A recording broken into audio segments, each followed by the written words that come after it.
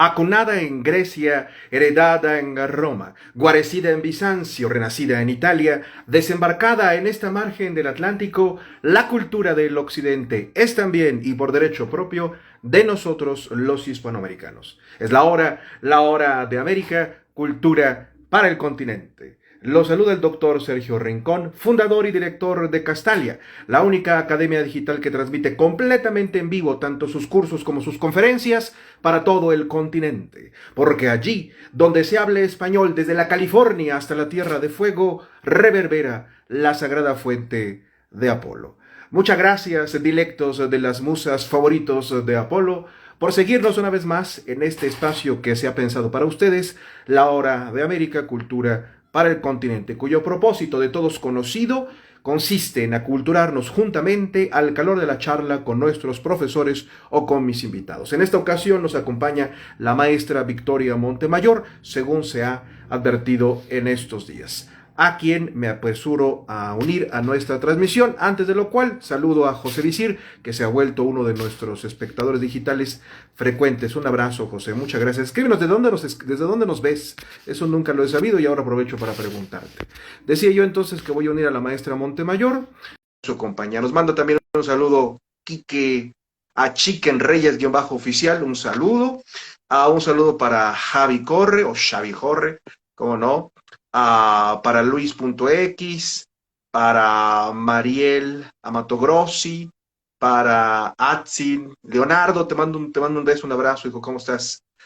De Julie-M, a Carlos, sí, a Carlos Cotex M, y a Francisco García, también le mandamos un saludo.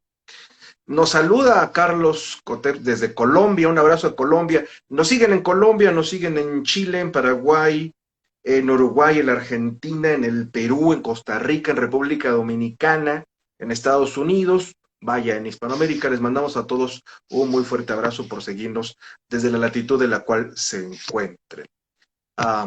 Mientras tanto, sigo insistiendo yo en que la maestra Montemayor se una a nosotros. Bueno, antes de que eso pase, permítame recordarles que en cualquier momento se pueden inscribir, como ustedes saben, a cualquiera de los cursos que tengamos en este momento. Están corriendo, llevamos apenas unas clases del curso sobre Dante, sobre el infierno, que ha conducido brillantemente la maestra Victoria Montemayor, con quien vamos a hablar hoy en esta tarde. Se pueden unir, como decía yo, en cualquier momento porque las clases quedan grabadas. Viene dentro de poco un curso con el doctor Juan Pablo García sobre la segunda parte del Quijote, que se puede leer independientemente de la primera, a la cual ya también dedicamos un curso. Un saludo, José, un saludo, muchas gracias.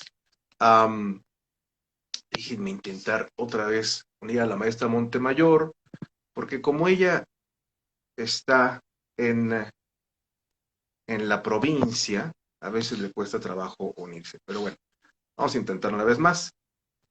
A ver, déjeme ver, acá está la maestra Montemayor. Victoria Montemayor, ahí está, ¿no? Perfecto, ahí estamos. Un saludo a Millán Day, cómo no, un saludo a Millán Day, un saludo a Aina Viri 27, Aina Viri 27, cómo no. ¿No? Déjenme ver qué le pasa a la maestra Montemayor que no se puede enchufar. A ver, dígame. Ahí está la maestra, ahí está. Bueno, decía yo, el punto es que siempre se pueden unir en cualquier momento a nuestros cursos. Estamos en el de Victoria, viene el del maestro Juan Pablo García sobre la segunda parte del Quijote. Vendrá dentro de poco una conferencia sobre la figura de Don Juan en el teatro europeo a cargo del doctor David Perea.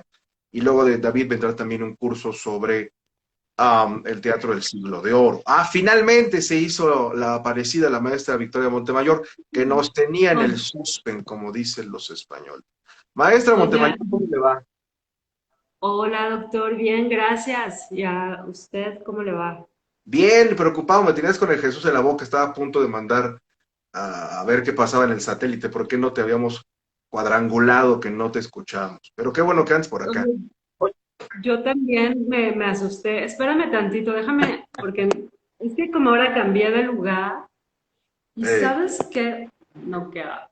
Bueno, ya ni modo. Entonces, si ya Oye, no les es que alcanza por internet, ay, qué bárbaro. no sé qué pasó con el internet. De hecho, desconecté los datos porque no me conectaba con la red. O sea, me desconecté de la red, estoy con los datos. Entonces, si en algún momento me pierdes, es porque ya se me acabaron los datos. Bueno, luego le pasamos. No te preocupes, Castalia corre con el gasto que hay que le diga, hombre. Es así. Habrá carimas que no No son sé, estudiantes, pero aquí sí tenemos. no sé Bueno, qué fue lo esperemos. que Si te pasó. perdemos, si te perdemos, sabemos que es por eso. Y si te llegamos a perder, bueno, pues daremos por terminada en esa ocasión, por esta circunstancia extraordinaria, la charla. Pero bueno, cada semana nos vemos, cada 15, bueno, tú y yo nos vemos cada semana en tu curso, al que estaba invitando una vez más a los que nos siguen. ¿Cómo va tu curso sobre Dante? Cuéntanos, rapidísimamente, antes de entrar en el asunto de hoy.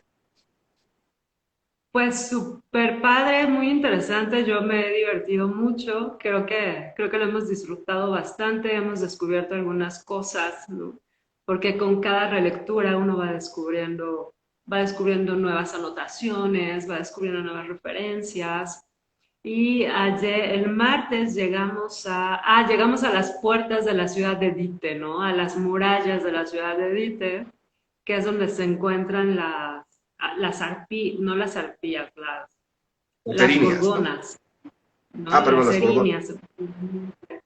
Y estábamos explicando, por ejemplo, en la clase pasada, como el cuadro de Delacroix, ¿no? Que uno lo ve y cree que es la barca de Caronte, realmente no es la barca de Caronte, sino es la barca de Flegias, que es un personaje de la mitología romana, que incendia el templo de Apolo, ¿no?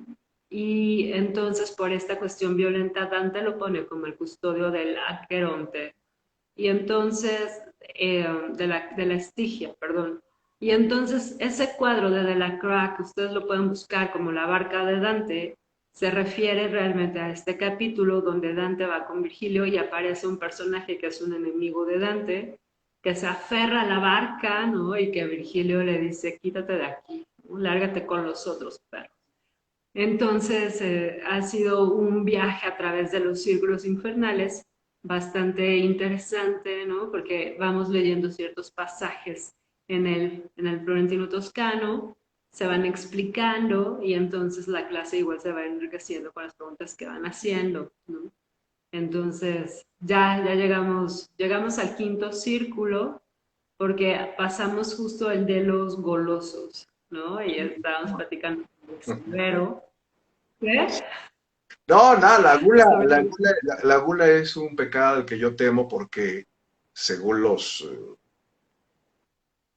que sabían de estas cosas entre los hombres de la Edad Media, afirmaban que la gula llevaba a la lujuria. La gula llevaba a la lujuria.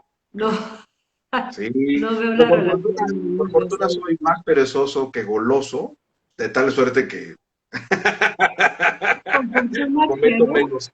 ¿Cómo? Cometo menos pecados, ¿no? La pereza me ha salvado de estar condenado eternamente al fuego. Que no hay tal, ya nos dijiste. En efecto, tu curso reivindica la lectura atenta del texto, en particular del texto literario, para aprender a una época, una era, como en el caso, según lo estás haciendo, de la Florencia del siglo XIII. Pero en esta ocasión, según me lo propusiste, vamos a hablar para todos los que están sintonizando ahora, con la maestra Victoria Montemayor, acerca de las ciudades invisibles, acerca de las ciudades inexistentes, acerca de las ciudades inventadas, acerca de las ciudades utópicas. ¿Por dónde comenzamos, maestra? ¿Por alguna pues, ciudad en especial? ¿Quieres poner sobre la mesa qué entiendes por una ciudad invisible? Y luego vamos a unos casos en particular. ok. Bueno, ahorita, por ejemplo, que estábamos comentando, ¿no? Que habíamos llegado a los muros de la ciudad de Dite, pues aquí está una representación propiamente en Dante, ¿no? En el infierno, que es la ciudad de los pecados, Uh que -huh. está custodiado. Entonces, a partir de este círculo, los pecados van a ser más graves y los castigos aún más graves, ¿no? Entonces, la ciudad de Dite, por ejemplo, es una referencia en este imaginario medieval, en este imaginario dantesco y en este imaginario de pecado, ¿no? Porque recordemos que la ciudad de Dite tiene su origen en el Averno de Virgilio y como ya lo habíamos comentado en otros programas de la hora de América, ¿no? Pero justo repasando mis apuntes, ¿no? Estaba pensando, ¿por qué ciudad comenzar? ¿No?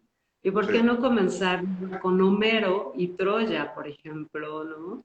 O con Homero e Ítaca, ¿no? Como sí. también Troya, por ejemplo, la misma Troya tiene murallas que son infranqueables, ¿no? Y parte de eso, en eso va, digamos, la batalla, ¿no? Y la manera en que atraviesan los muros infranqueables de Troya, pues también son a través de un estratagema como es el caballo, del famoso caballo de Troya, ¿no? Que viene referido en la Odisea, por ejemplo. Entonces, me parece que una de las ciudades, si nos remitimos a la antigüedad clásica, es Troya, una, es Atenas, por ejemplo, ¿no? Ujú, Que ujú. Atenas sí es, vaya, Atenas sí es real, ¿no? No es que Troya no lo sea, aunque no sé si Troya es tan real como Atenas, ¿no?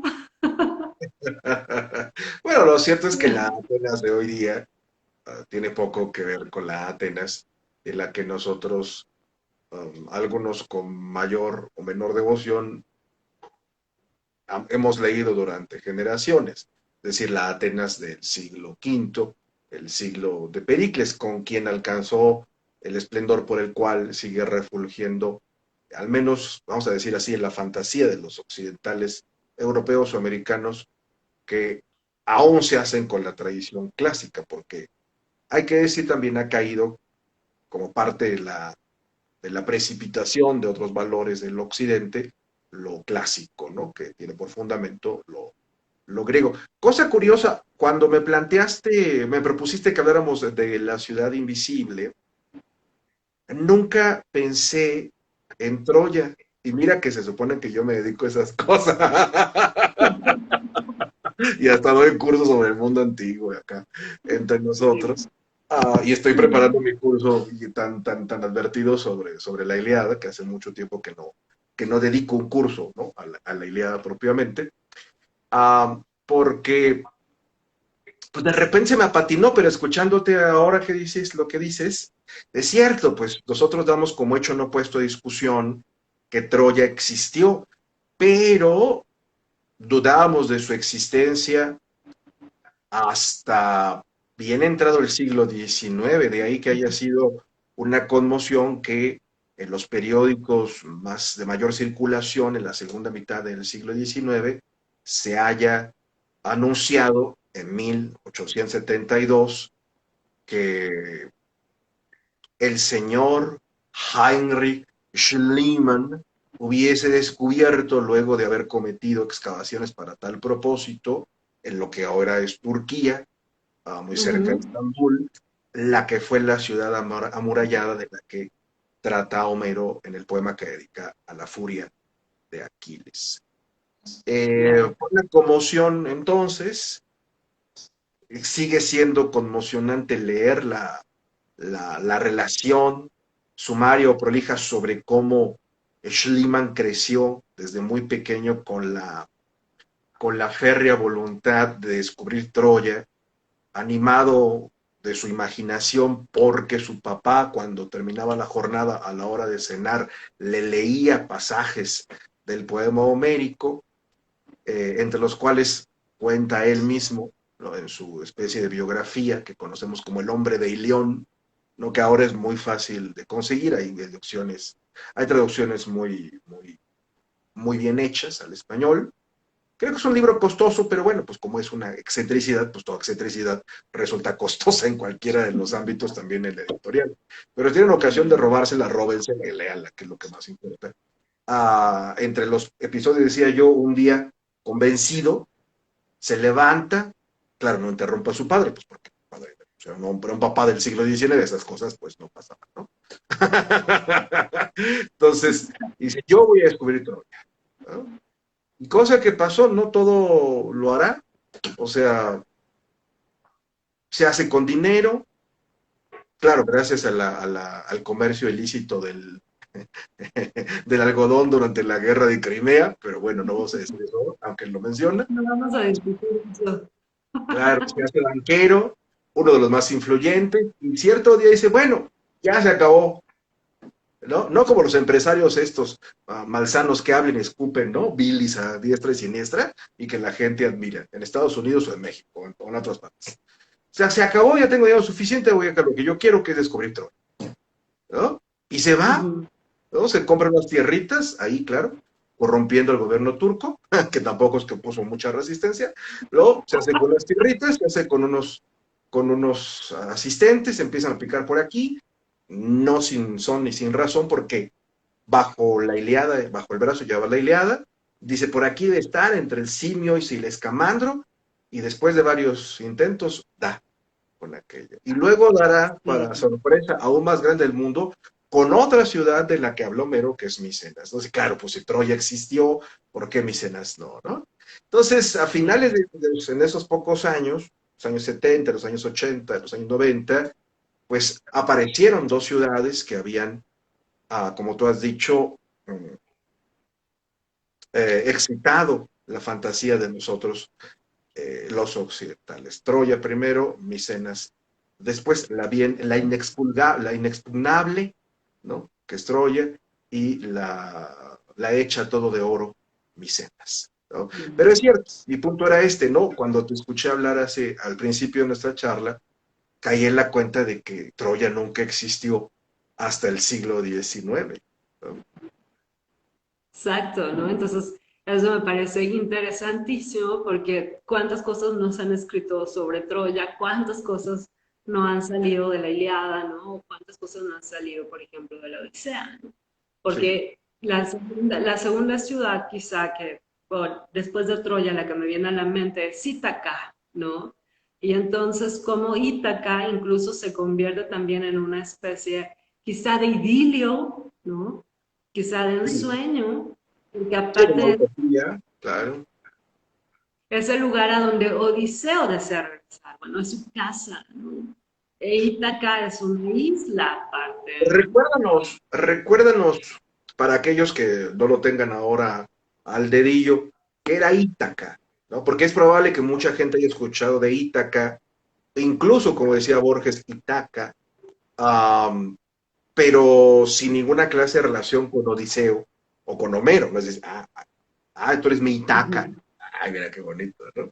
Ah, o tú eres mi Itaca, ¿no? O regresaré a los confines de tu continente oculto. Ve tú a saber, a lo mejor no la han escuchado vinculada asociada con el nombre de Homero, asociada con el nombre de la idea. Recuérdanos brevemente qué cosa era eso de Ítaca.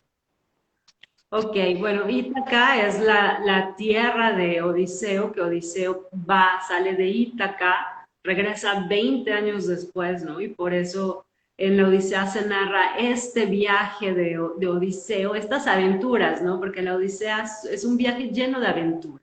Ujú. Y entonces a través de la Odisea nosotros asistimos pues a la isla de los Feacios, ¿no? Al país de los Feacios, asistimos a la isla de los lotófagos, que son los personajes que comen lotos, se la pasan comiendo lotos, ¿no? En una especie de éxtasis.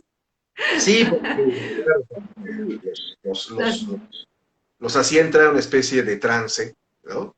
Parecido al de la muerte. ¿No? Sí, Ujú. y también asistimos a estos lugares donde se encuentran Circe, se encuentra Calipso, a donde se encuentra Polifemo, ¿no? Ahora hay Y de una, hecho, aquí en... Ahora ¿Cómo? hay una novela muy exitosa de una escritora estadounidense de apellido Miller. Siempre se me olvida su nombre, creo que es Rachel. Si alguien recuerda cómo se llama la escritora, se lo agradeceré, se lo pone acá. Pero se llama Circe, precisamente, tuvo mucho éxito en Estados Unidos. Tan es así que luego le permitió escribir Ah, una segunda novela, que es La canción de Aquiles, ¿no? Que trata, digamos, de la relación también fabulada sobre Aquiles y Patroclo. Y acaba de salir una novela también de ella, creo que se llama Galatea, ya Galatea, ¿no? Habrá que recordarle, Galatea. sí, habrá que recordarle, sin embargo, que Cervantes escribió una novela sobre y que fue su primera novela. Y Góngora escribió la fábula de Polifemo y Galatea, ¿no? Claro. Entonces, Madeleine Miller, ya nos está diciendo Madeleine, ahí sí, Cristian. Madeleine Miller. Muchas gracias, Cristian. Un Ujú. abrazo. Sí. Ah, yo creo que Bueno, entonces, está bien, está bien. No, está bien. Ya y todos quisieran entonces, vivir de lo que se escribe. ujú. Que ya todo el mundo quisiera leer de lo que se escribe, como la Miller, ¿no? Bueno, pero te interrumpí, estás Yo, hablando de Circe, Calíope, también se encuentran los cíclopes, ¿no? exacto. Y bueno, lo que sí me gustaría, por ejemplo, es leer este inicio que es la Odisea, ¿no? Y Sí, claro. entonces, mientras que la Ilíada comienza con un canta o musa, la cólera del peli de Aquiles, ¿no? Aquí, bueno, la traducción que yo tengo dice, cuéntame, musa, la historia del hombre de muchos senderos que anduvo errante muy mucho después de Troya sagrada solar, vio muchas ciudades de hombres y conoció su talante. Y dolores sufrió sin cuento en el mar, tratando de asegurar su vida y el retorno de sus compañeros. Mas Ujú. no consiguió salvarlos con mucho quererlo, pues de su propia insensatez sucumbieron víctimas.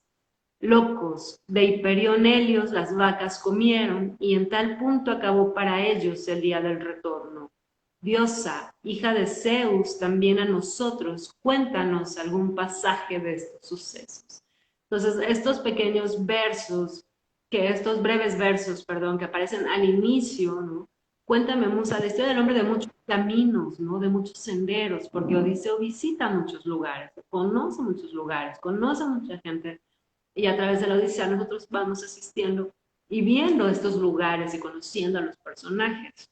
Ujú. Entonces, por ejemplo, dice, después de que Troya fue asolada, que vio muchas ciudades de hombres, conoció su talante, ¿no? Eso es interesante porque se relaciona con otros hombres y conoce, por ejemplo, cuando se pone a platicar con el rey de los Feacios, ¿no? Que es un Ujú. pasaje también fascinante y ahí vemos cómo es cómo lo acogen, ¿no? Y se realiza este trato que es la hospitalidad. Y entonces dice, no consiguió, sufrió muchos dolores en el mar, tratando de asegurar su vida, ¿no? Porque, y que en Odiseo, por ejemplo, también reside la historia del náufrago. No Sí. solamente es este regreso a Ítaca, sino es la historia del náufrago, que esta historia del náufrago la va a retomar también Virgilio con Eneas y las soledades de Góngora, ¿no? El Sí, claro. peregrino errante que naufraga.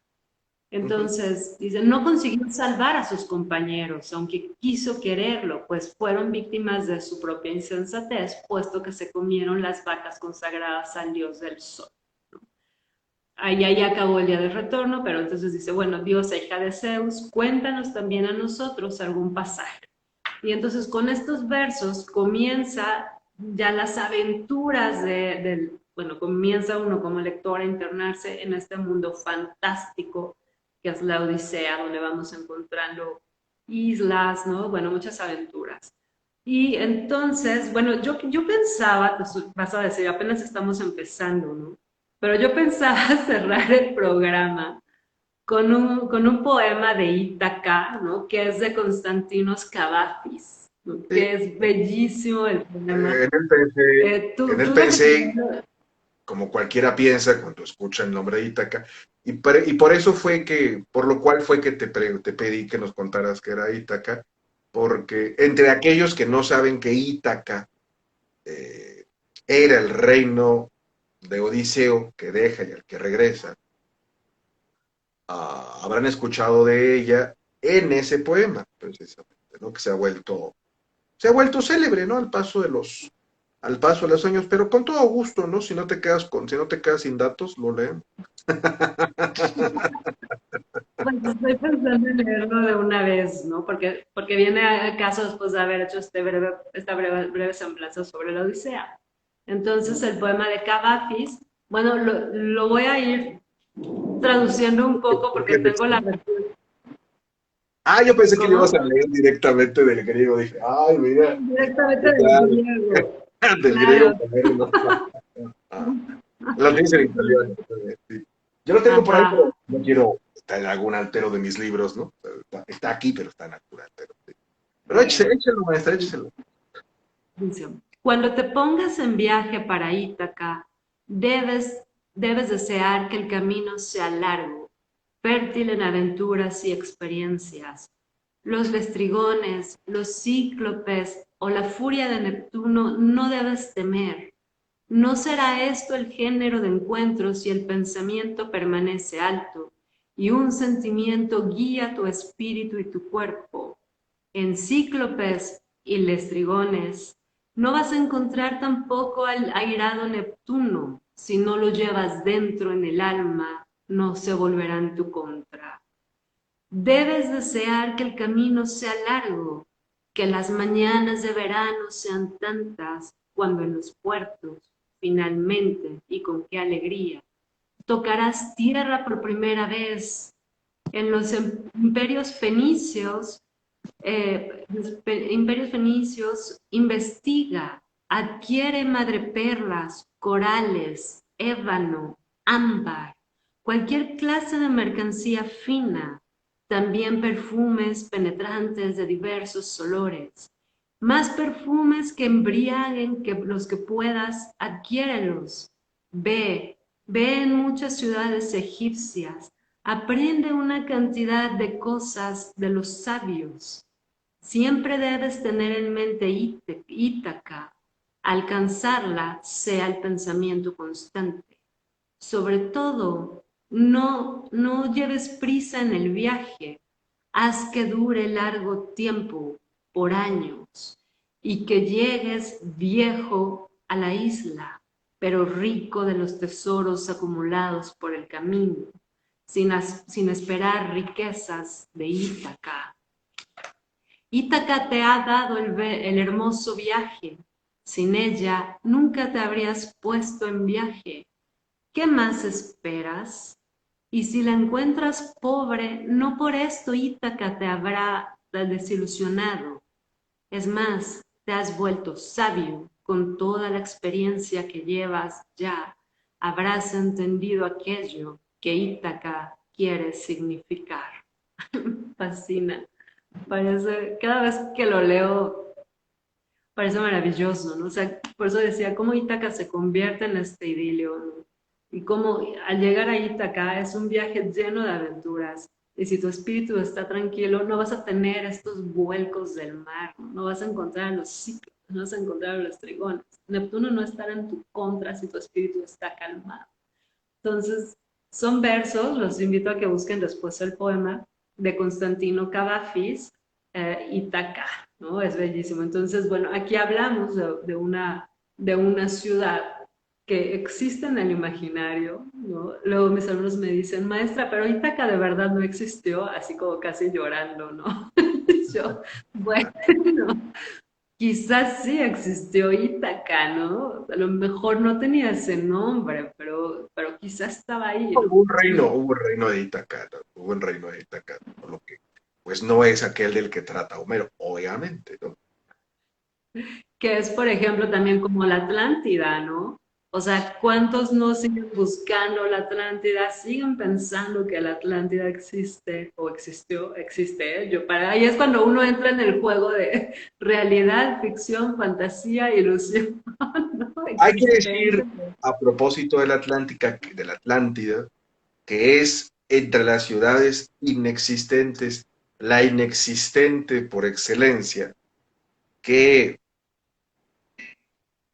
ya Platón se preguntaba sobre ella, ¿no? Um, Hay quien ha dicho que el mito de la Atlántida, que puede llamarse así, o sea, el relato tradicional que nosotros conocemos por alguna versión culta entre los griegos a propósito de esa ciudad, que era perfecta por lo que tocaba a su forma de gobierno y a la convivencia entre sus ciudadanos, alejada del mundo, en algunas versiones submarina, en algunas otras reposada sobre las aguas, que le viene, por ejemplo, a Platón, que habla de ella en más de uno de sus diálogos,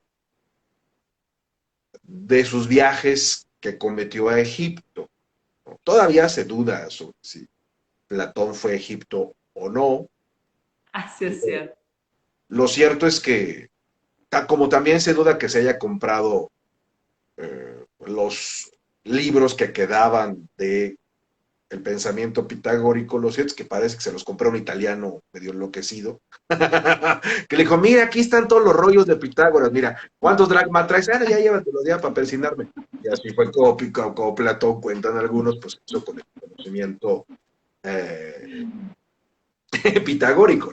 Es una forma bonita de explicar cómo Platón se sentía cómodo con el pitagorismo, ¿no? Pero vamos a decir así, la leyenda de la Atlántida, que es cuando aparece la versión culta de Platón sobre eso, viene de allá, es decir, Platón es el que echa las bases bueno, Platón es el que ofrece la leyenda sobre la Atlántida, ¿no? Aunque sobre eso pues, se sabía en su época, ¿no? O sea, ya para no sé si para los griegos en general, pero sí para los atenienses en particular, aquello era símbolo de la perfección, ¿no? Por lo que toca al orden civil. Platón, que digamos nunca dejó de ser por completo un poeta, um, no es difícil imaginárnoslo animado por las historias que él escuchó sobre la Atlántida a la hora de escribir sobre la ciudad perfecta que él imaginó que podía gobernar alguien como él, es decir, un filósofo, que consagra primero la república y luego en las leyes, corrigiéndola luego sus experiencias políticas, cuando quiere educar a dos tiranos en Sicilia, cosa que nunca logra, y luego de haber recuperado su libertad porque lo convierten en esclavo, luego de haber en las leyes, digamos, ¿no? Corregido o matizado, por mejor decir, su idea original sobre la ciudad perfecta, aunque la deja inacabada porque muere antes de terminar las leyes. Pero yo siempre he creído que lo que él escuchó de joven, incluso de niño sobre la Atlántida, lo llevó a escribir luego más adelante. Además, claro, del magisterio de Sócrates sobre una ciudad perfecta, ¿no? Que pudiera, sin embargo, materializarse entre los hombres, ¿no? Porque cuenta el mito que los dioses hunden a la Atlántida por la soberbia que alcanzan a causa del desarrollo material de su sociedad, de su civilización. Hay un ensayo, Alfonso Reyes, en algún lugar de de las muchas páginas de su obra completa. Creo que está, creo que está en Junta de Sombras. Debe estar en Junta de Sombras. Sí, debe estar en Junta de Sombras. Ujú. Si no, me corregiré luego. Que se llama La novela de Platón. Es un ensayito delicioso sobre precisamente cuál es el origen de el mito primero, luego de la leyenda, y cómo Platón, al haberla consagrada, pues al haberla consagrado, va a ser la fuente para todas las demás elucubraciones que nosotros tengamos sobre la Atlántida, a las cuales pertenece, que es el punto al que yo quería llegar la materialización de esta en el mundo, es decir, América, ¿no? O sea, a la Atlántida es América, o América es la Atlántida, ¿no? Claro. Sí, y bueno, ahorita que estabas comentando de la Atlántida, ¿no? Y de esta idealización de cómo hacer una ciudad perfecta, pues bueno, ¿cuántos libros nos salieron de ahí, ¿no? Por ejemplo, para empezar, La ciudad de Dios, de San Agustín, Uh ¿no? -huh. Y que alrededor del siglo quinto, ¿no? Quinto después de Cristo, y como 10 siglos después, porque ya nos iríamos al siglo XVI, está La ciudad del sol de Campanella, de Tommaso Campanella, está Utopía de Tomás Moro, y está una novela que es mi favorita, que es La Nueva Atlántida de Francis Bacon, ¿no? Uh -huh. Esa novela de Nueva Atlántida también recuerdo haberla leído como en una cuestión de, sí, sí lo puedo decir, de éxtasis de los sentidos, Por ¿no? favor, maestra, por Porque, favor. porque te lleva, así como la Odisea, ¿no? Te lleva en este viaje a través del mar, a través de personajes, a través de islas, a un lugar donde de repente llega un ser celestial, ¿no? Angelical, de vestiduras blancas, con un cofre. Y entonces, si no han leído La Nueva Atlántida, de verdad los invito a que Léala. la lean. Léanla, Léala. léanla porque aparte es una novela corta, no toma mucho tiempo leerla. Y así como la Odisea, es fascinante la Nueva Atlántida, ¿no? Recuerdo ese capítulo donde van en barco estos personajes y quieren desembarcar, pues todo lo que decías de cómo América Latina, ¿no? El nuevo mundo se convierte en esta especie de Atlántida. ¿no? Y entonces quieren desembarcar y no los dejan, ¿no? Porque pueden traer enfermedades, porque pueden ser corruptos, porque no son perfectos para pisar esta nueva Atlántida y tienen que esperar, ¿no? Y entonces del mar emerge una luz y son unas cuestiones fantásticas que aparecen ahí en la nueva Atlántida. Sí. Y Y también, América como la Atlántica materializada, pues ha sido el tesoro acariciado por generaciones. No tanto por sus riquezas, cuanto por la posibilidad que entraña de que aquí no se cometan injusticias, de que exacto. todos sean en efecto iguales. Esa es con lo que termina Alfonso Reyes, ese ensayito que yo he aludido hace un momento, la tarea de los americanos, tanto los de habla inglesa como los de habla francesa, como los de habla española, como los de habla portuguesa, ¿no? Ujú. Y hay otro libro que es el que quería, y que había pensado que fuera como el tema principal, pero ya lo abordaremos en otra ocasión, que se llama La ciudad de las damas, ¿no? Es así como San Agustín. ¿Qué tal si no amanecemos mañana y pues ya te quedaste con la... ¿no? No, porque me voy a quedar entonces con otras cosas que quiero platicar ahorita. Maestra, este programa se llama La Hora de América, no le alcanza para más. No, después nos detenemos más en Christine de Pizan. Está muy bien, Christine de Pizan, ¿cómo? está muy bien, está muy bien. Es que Christine de Pizan es una escritora del siglo XV, ¿no? ¿Del siglo qué? Entonces, ella escribe La ciudad de las damas alrededor de 1420, me parece, ¿no? Sí.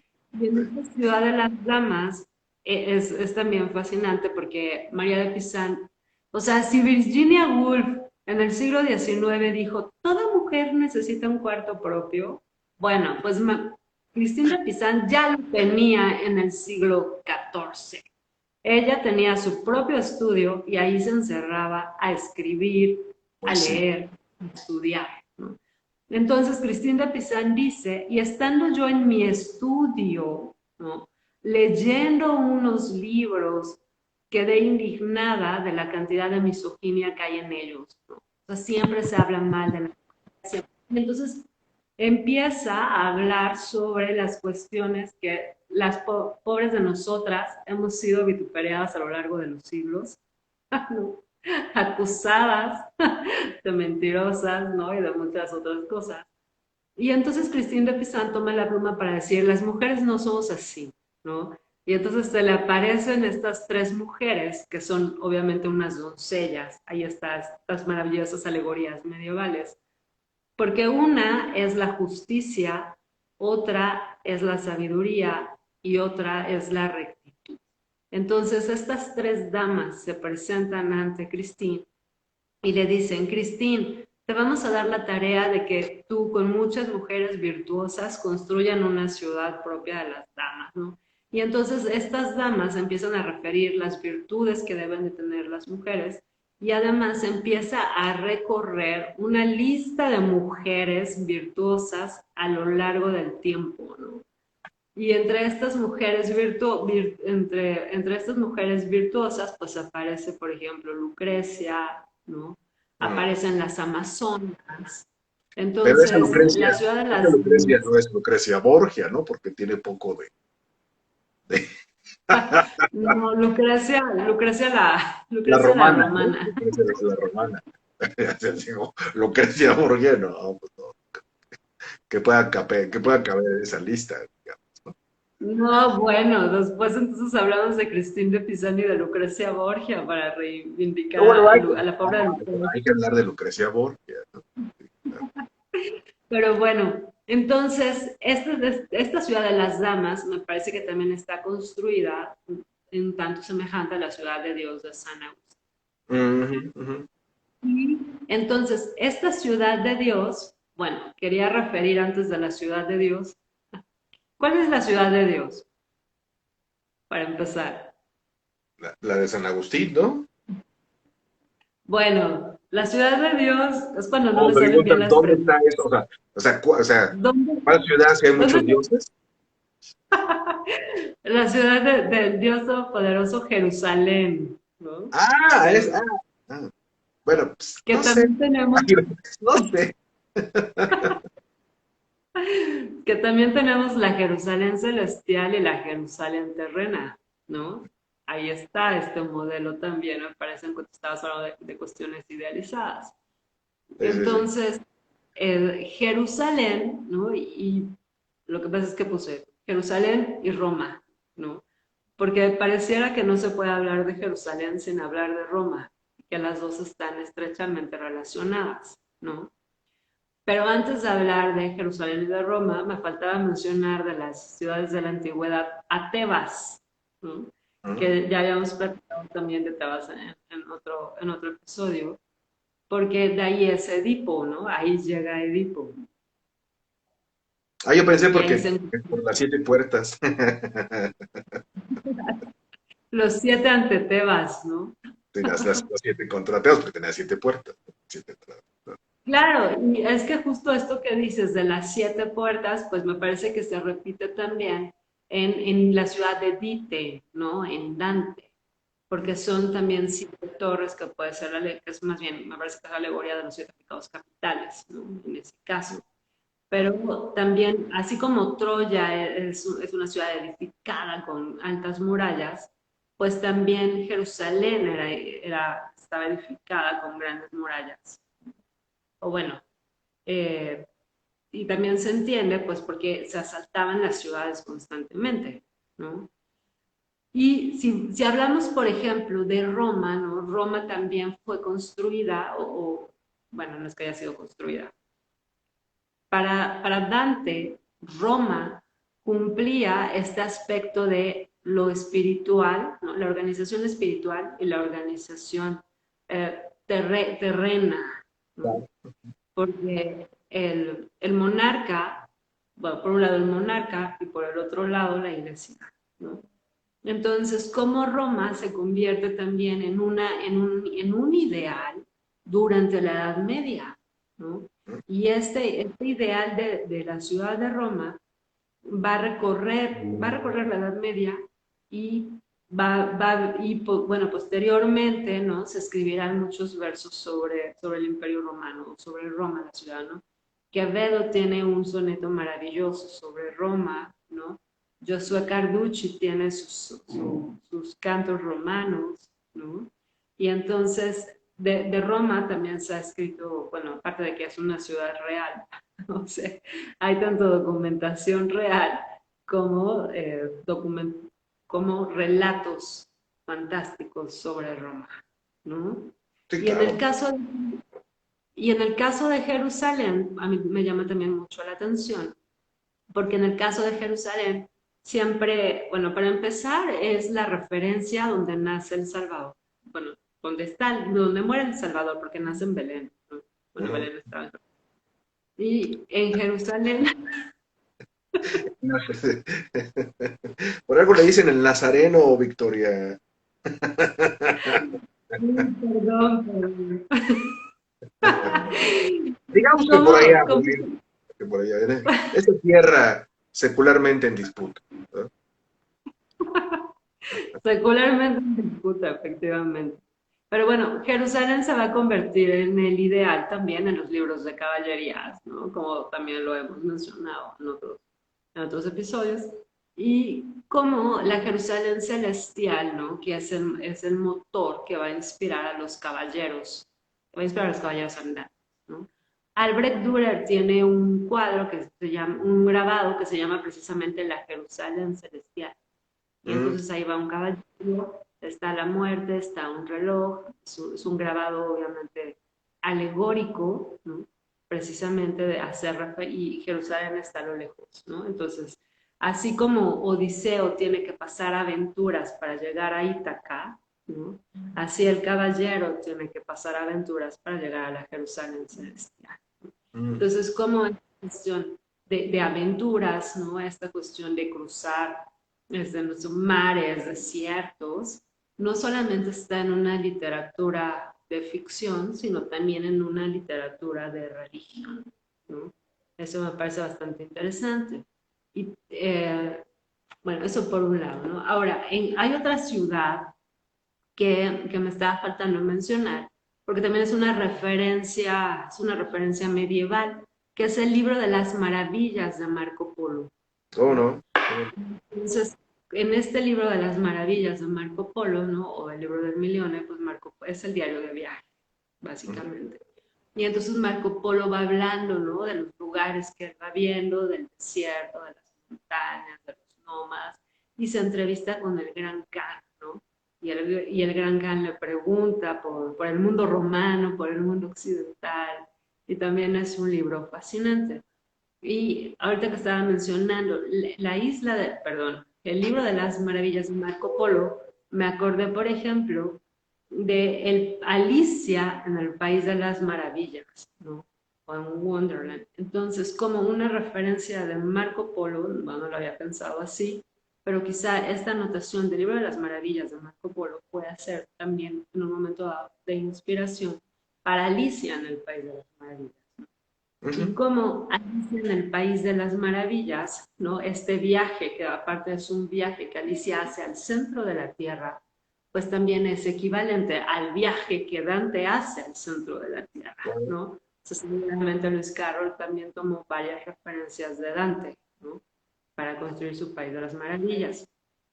Y hay otros dos libros, bueno, hay más, ¿no? Pero de los que yo tengo aquí anotados, está La Isla del Tesoro de Stevenson, ¿no? O Sí. sea, como de unos países, digamos, o de unas novelas inspiradas en una ciudad ideal, de repente se va a pasar a una isla, como es la Isla del Tesoro de Stevenson, y que de ahí se van a inspirar para hacer la película de los piratas del Caribe, de una forma u otra, ¿no? Bueno, ¿Cómo? La isla del tesoro Tanto serio. es que iba a decir, mira, la isla del tesoro ha surtido tal efecto entre sus lectores o incluso entre otros que ni siquiera han leído la historia de Stevenson, que Borges la tenía por una de sus preferidas. Ah, Ah, y hay más de una productora de pornografía que se llama La Isla del Tesoro.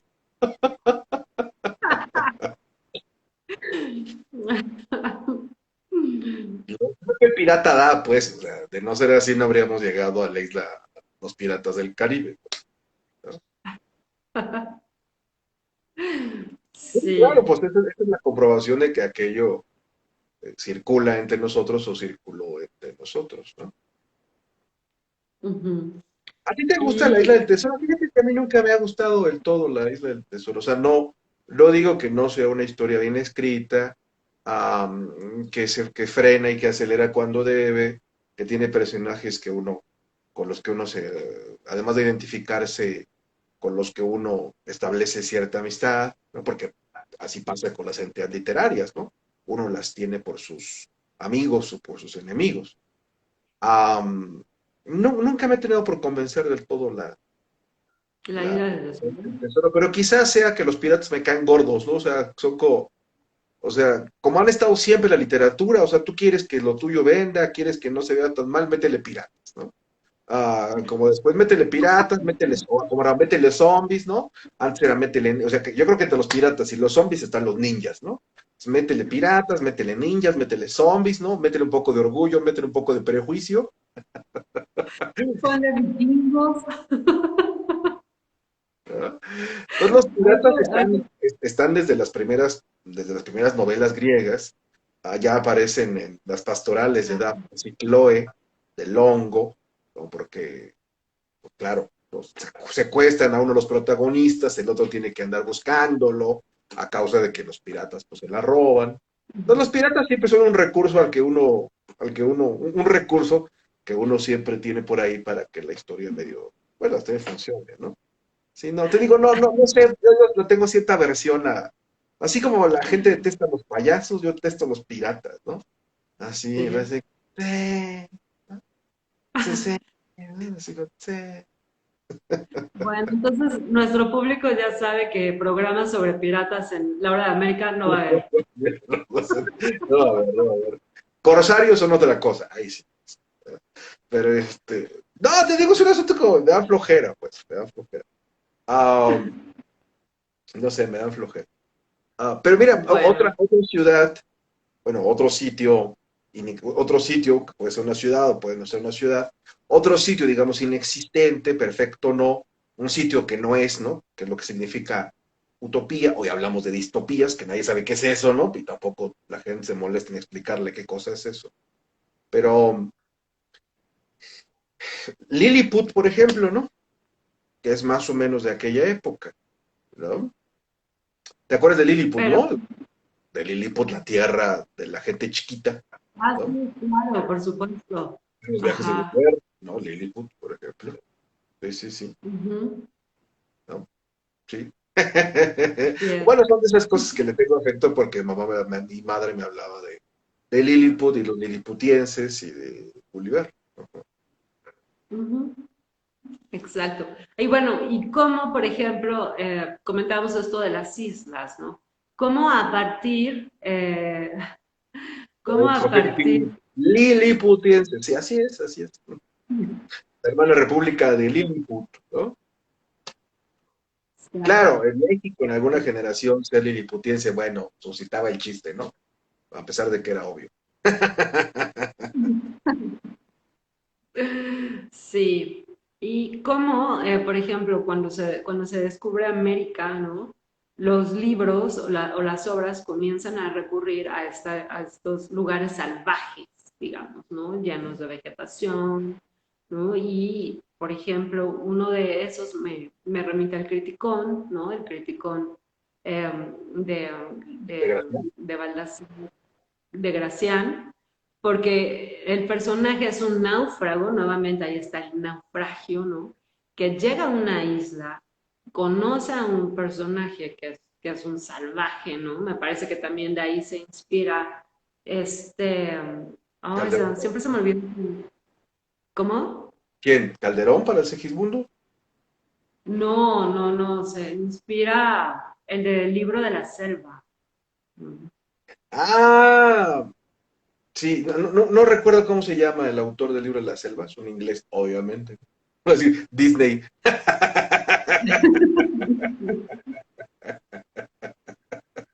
Ah, no, no, Kipling no es, no me acuerdo. Siempre se me olvida el nombre del autor. Pero me parece que este autor se inspira en el libro del Criticón de Baltasar Gracián, porque el personaje de Baltasar decía, es un náufrago, llega a una isla, conoce un salvaje y este personaje fue criado por lobos, ¿no? Y bueno, ya si nos No, vamos a mira, los sí. lobos, Sí, de ya ves, regreso. ya nos dijeron. Sí, claro, pues es Kipling, ¿no? Pues la memoria no me falla, es Kipling. Si Kipling sabe Siempre se contar, me... por ejemplo, no Stevenson. Y bueno, como en Baltasar Gracián, ¿no? El personaje que lo acoge es un Rudyard Kipling, gracias. Es Kipling. El personaje que lo acoge fue criado por lobos, ¿no? Y entonces al ser criado por lobos, pues me vuelve a remitir al mito de la fundación de Roma, ¿no? Entonces, cómo la literatura, al final la literatura me parece que se va construyendo de mitos, ¿no? Como si fuera un pequeño rompecabezas y se van uniendo las piezas en diferentes versiones, con diferentes personajes, pero que en esencia parten de la tradición grecolatina, ¿no? Sí, claro, pues en nuestro caso, pues no es de otra, ¿no? O sea, ah, tan es así Ajá, que los romantos dijeron, o rompemos con esto o no podemos ser originales, ¿no? sí. Y aterrizando bueno, otra de las ciudades que también me parece fascinante, ¿no? Venecia, ¿no? Y por ejemplo, pues Thomas Mann escribe Muerte en Venecia, ahí en la isla de Titolo, y se desarrolla en este lugar también encantador, ¿no? Como fantástico. Y bueno, aparte de Venecia, iba a decir, y ya aterrizando en ciudades reales, porque me voy a ir de nuevo a lo invisible. En cuanto a ciudades reales, bueno, voy a mencionar a dos de mis escritores favoritos. Dice, hay un hermoso poema de Kipling dedicado a su hijo, al cual honestamente pierde una guerra. Creo que Mm. ese no lo conozco. ¿Tú sí, Sergio? Sí, sí, lo leí hace muchos años, sí, y la historia es conocida, ¿no? Lo de la muerte del hijo de Kipling. Pero Ujú. tengo la ocasión ahora en el tubo, es decir, en el YouTube, ¿no? En el tubo es muy fácil hacerse con materiales audiovisuos que nosotros no teníamos hace 20, 15 años, ¿no? Entonces Borges, ¿no? Que tenía entre sus novelistas y cuentistas preferidos del mundo de habla inglesa, uh, es decir, a Stevenson y a Kipling, pues dio en varias ocasiones charlas, conferencias, cursos, que ahora se pueden escuchar en internet, vale mucho la pena, sobre todo la que, bueno, a mí me gusta la que dedica Kipling, ¿no? La de Stevenson también, ¿no? O sea, me gusta lo que dice acerca de él, entonces échale un ojo ahí, bueno, échale un oído, un ojo a los dos, ¿no? Algunos de los sentidos, ¿no? Supongo yo que no el del gusto, pero bueno, a algunos de sus sentidos, ¿no? Cinco o seis, no sé cuántos tengan, ¿no? Al tubo para escuchar a Borges hablando de Stevenson. Y Borges era un gran crítico literario, ¿no? Bueno, ahorita que me acabas de mencionar a Borges, pues está el Aleph, ¿no? Porque como en este Aleph ve ¿Tú mundos, lo, ve ciudades, tú ve lo cielo. considerarías una ciudad, el Aleph? No digo que sea una ciudad, sino que más bien ahí lo ve, ¿no? Ah, O sea, es una esfera donde ve mundos, ¿no? Y donde ve ciudades. A eso me refería, no a la ciudad. Perdón. no, corrijo. Bueno, y ahorita que decías el sentido del gusto, ¿no? Que decía que iba a aterrizar en dos de mis cuentistas favoritos, italianos, que son Antonio Tabucchi e Italo Calvino. Y entonces Calvino tiene dos textos que a mí me fascinan, que uno es precisamente el que da nombre a nuestro episodio, Las ciudades invisibles de Italo Calvino. Y el 72. Y tiene otro que también me parece fascinante, que es Bajo el Sol Jaguar, ¿no? Y Bajo el Sol Jaguar apunta sobre los sentidos, por ejemplo, ¿no? Y Bajo el Sol Jaguar tiene, pensé que lo había abierto, estaba volteando mi computadora y Ya dije, estás ay, con sus clases. Ay, es verdad. Oye, pero el Sol bueno, Jaguar no lo termina, si no recuerdo mal, ¿no? Porque es la última colección, bueno, era una colección de cuentos que él, como tú has dicho, había pensado articular según cada uno de los sentidos, el exacto. que se llama Soto el Sole Jaguaro, o sea, bajo el sol jaguar, um, Ajá. se dedica al gusto, ¿no? Por eso habla ahí del aguacate y del pozole y del mole, ¿no?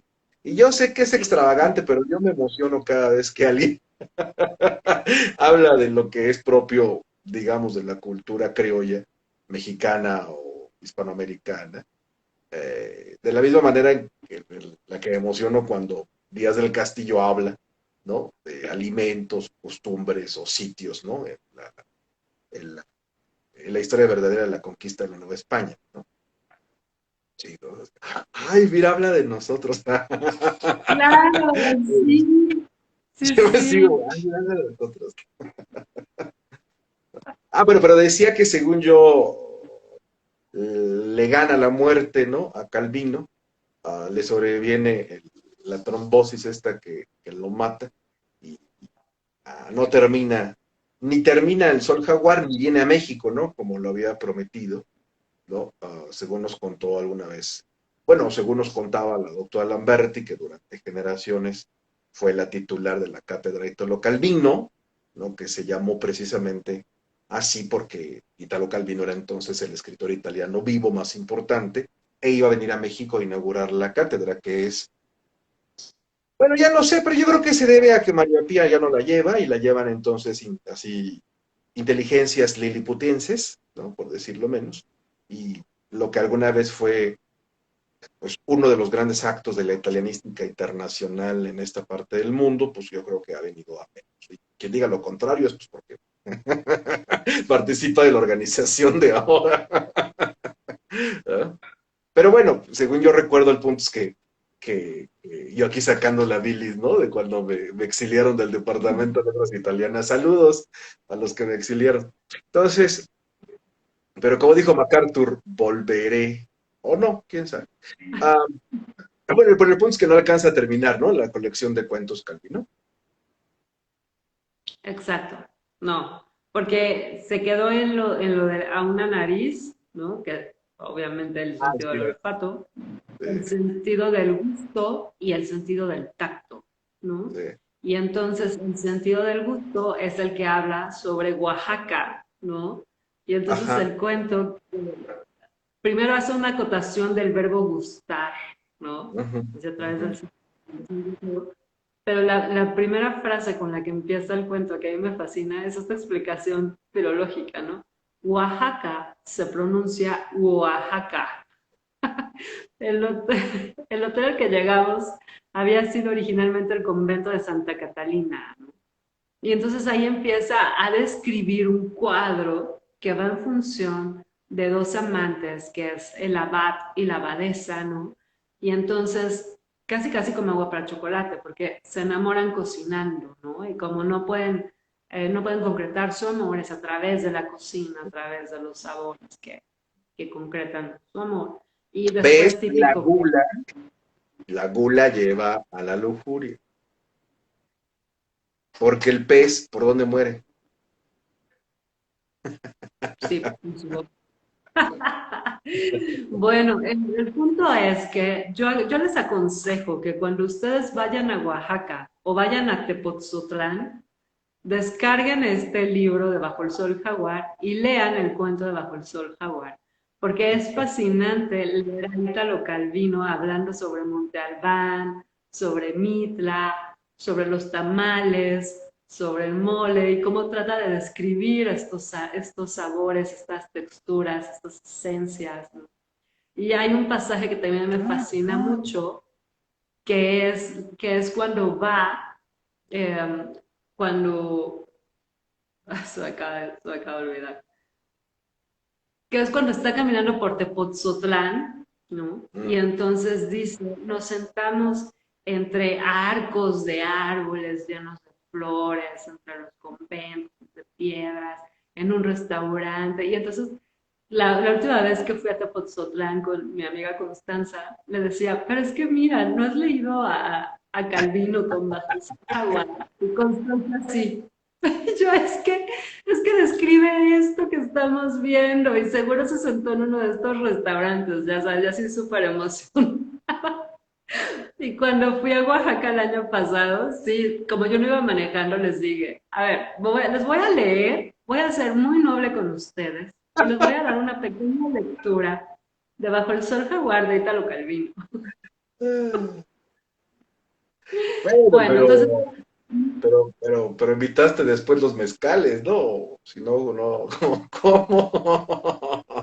no, ahí tengo una queja porque mi hermano no me llevó a hacer, no me llevó al recorrido de los mezcales. Ahí sí, era muy enojado. Qué hermano, ¿eh? Qué hermano. Y Bueno, lo único que el no otro, vayan a hacer, lo único que no vayan a hacer los dilectos de las musas, luego de leer Bajo el Sol Jaguar, es decir, me representa. Como white mexican. Claro, me representa. No, por favor, no vayan a hacer.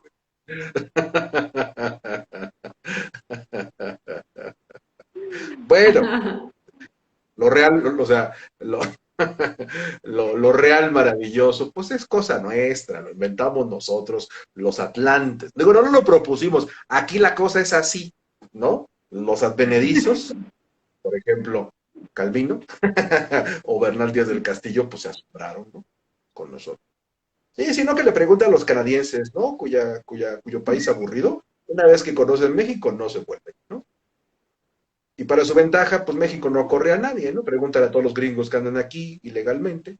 o a todos los canadienses que andan aquí legalmente, o a todos los alemanes que andan aquí legalmente, ¿no? Digo, eso encarece las rentas de la Ciudad de México, pero pues, ¿qué se le va a hacer? Alguna desventaja tendría que tener el modelo digital, ¿no? Pero sí, por favor, Selena, ahí todo lo Calvino, no digan como White Mexican, me representa.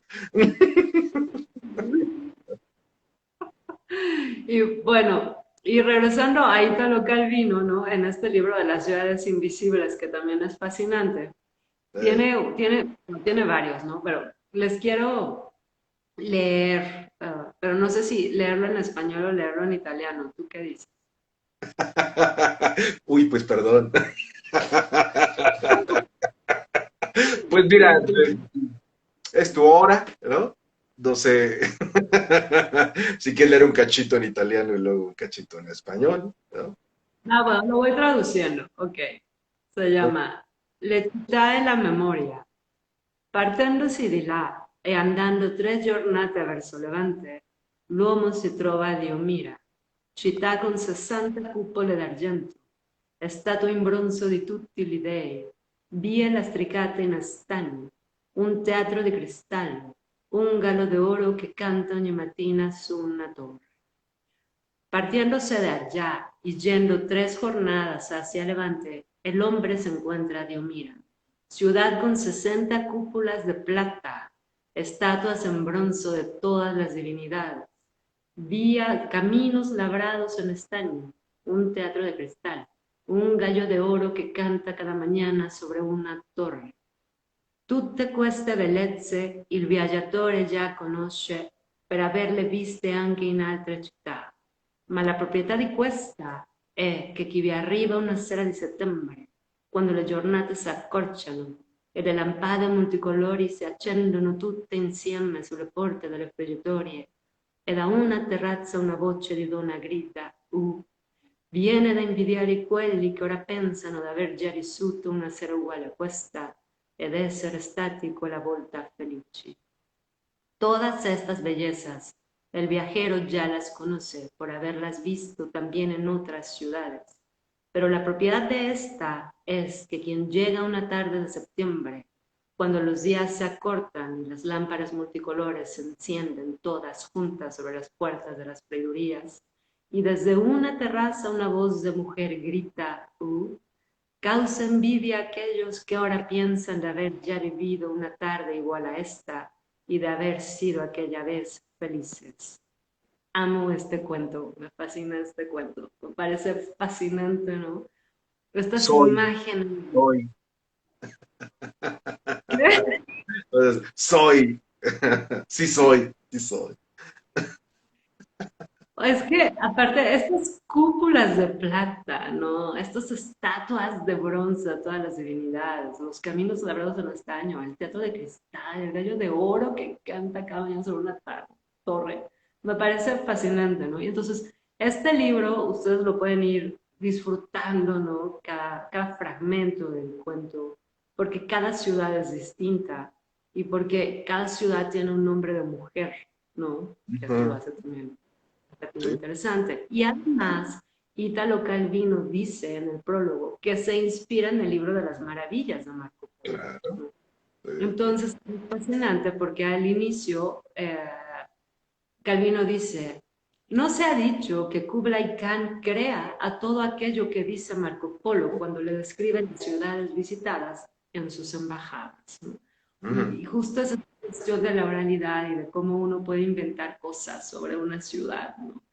Y estas ciudades de Italo Calvino, estas ciudades invisibles, pues son apuntes, lo dice Calvino, de viajes que él ha hecho y que en sus notitas tiene y las va como recopilando, ¿no? Y las va estructurando. sí, del diario de viajero, ¿no? Ujú, sí, sí, Ajá. es uno de los. Y No, dígame, dígame. No, no, díganos. Ajá, y bueno, y Antonio Tabucchi tiene un libro que se llama Viajes y otros viajes. Y en Ujú, ese libro que también hace apuntes de los lugares a los que ha ido, ¿no? Y luego en el prólogo Tabucchi también menciona que sí, como un libro puede llegar a ser una especie de guía, ¿no? De viaje.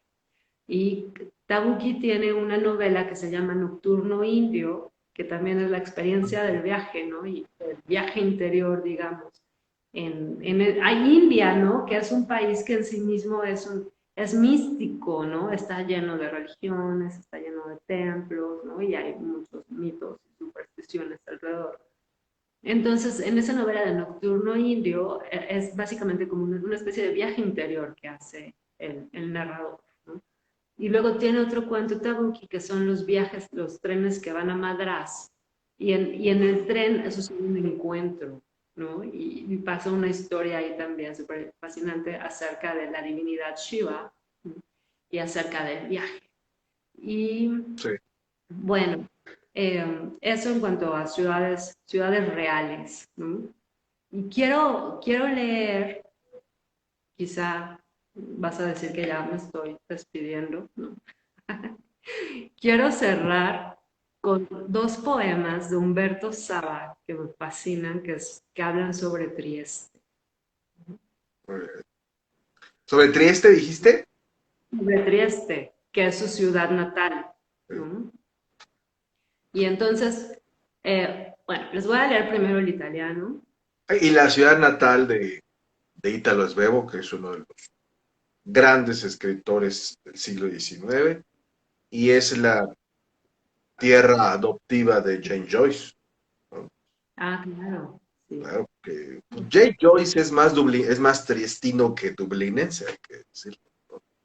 Y James Joyce tiene su novela de Ulises, ¿no? Por ejemplo. Claro. Y hay que decir, o sea, en Trieste está el centro más importante de estudios sobre Joyce, el Centro di Studi Joyciani, ¿no? Claro. Y Y claro, bueno, perdón, Claudio Magris es triestino, ¿no? No, el autor de Danubio, o de Abecedario. Si en ocasión lean a Claudio Magris, no tiene desperdicio bajo ninguna circunstancia. Bueno, vengan los poemas, doctora, vengan los poemas. Vengan, entonces Trieste. dice Carlos, en este momento me representa el doctor Rincón, sí soy, sí soy. Gentrificación que le dicen, dice Cristian. Ah, sí, lo del, sí, claro, sí, cuando se encarecen los precios, pues pues así pasa. Las desventajas del tercer mundo. Trieste. Ho attraversato tutta la città, poi ho salita un'erta, popolosa in principio, in là deserta, chiusa da un muricciolo, un cantuccio in cui solo siedo, e mi pare che dove esso termina, termini la città.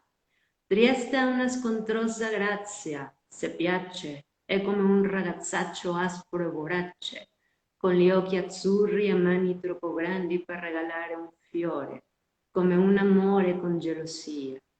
Da quest'erta ogni chiesa, ogni sua via scopre, se mena all'ingombrata spiaggia o alla collina cui, sulla sassosa cima una casa, l'ultima, s'aggrappa intorno.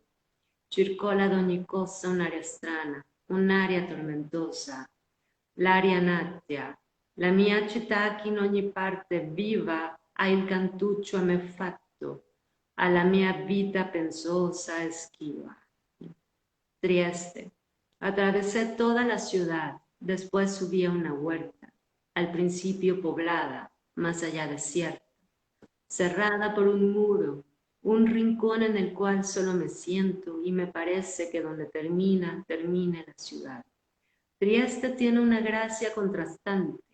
Si place es como un chiquillo áspero y voraz, con los ojos azules y las manos muy grandes para regalar una flor, como un amor con celos. Desde esta huerta cada iglesia y cada camino descubro, va desapareciendo en la umbrosa playa o en la colina, en cuya cima una casa, la última, se aferra.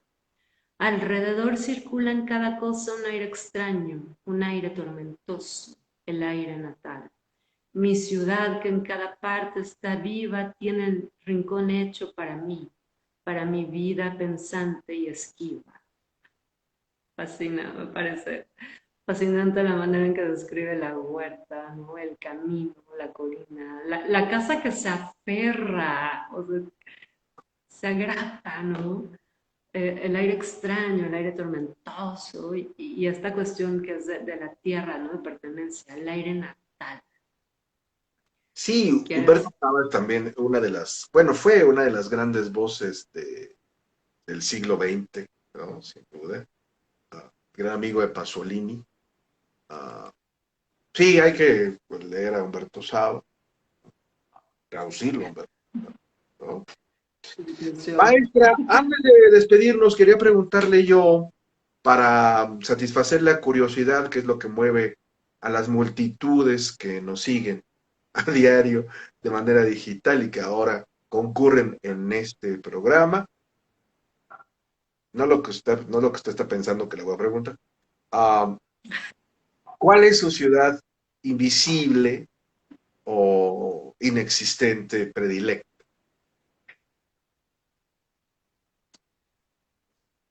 ¿Cuál qué? ¿Cuál es tu ciudad inexistente o invisible predilecta? Mm, Fíjate que es un invisible o predilecta. Oye, qué pregunta tan más difícil. Ay, pues tú pusiste el tema, ¿Cómo? tú pusiste el tema, eres ejecutora de tu propia sentencia. Bueno, puedo decir, voy a decir cuatro. Está bien, venga, cuatro. Ciudad de México, Parral, Chihuahua, Venecia y Roma. Mm. Venecia y Florencia, me Ah, ya equivoqué. son cinco. Decídete, Montemayor. Decídete. Florencia, Florencia. Bueno, y como Oye, Montemayor que eres, ni modo que no dijeras Parral, ¿verdad? O sea, exacto.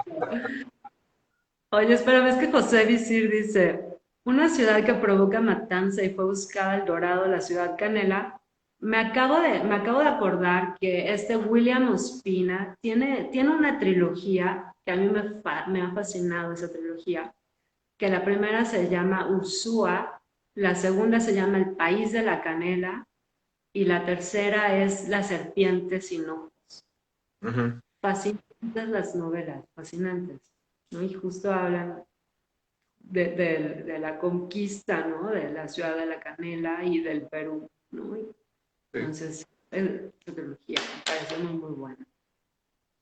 Ah, pues le echaremos un ojo, ¿no? O le hincaremos el diente.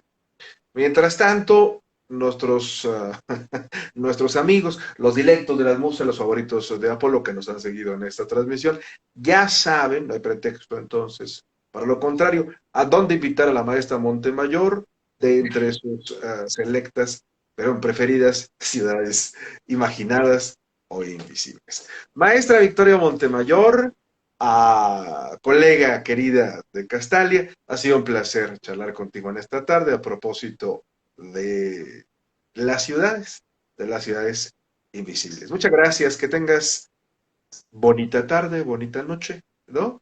Bonita Te noche. mando un beso y un abrazo. Que estés muy bien.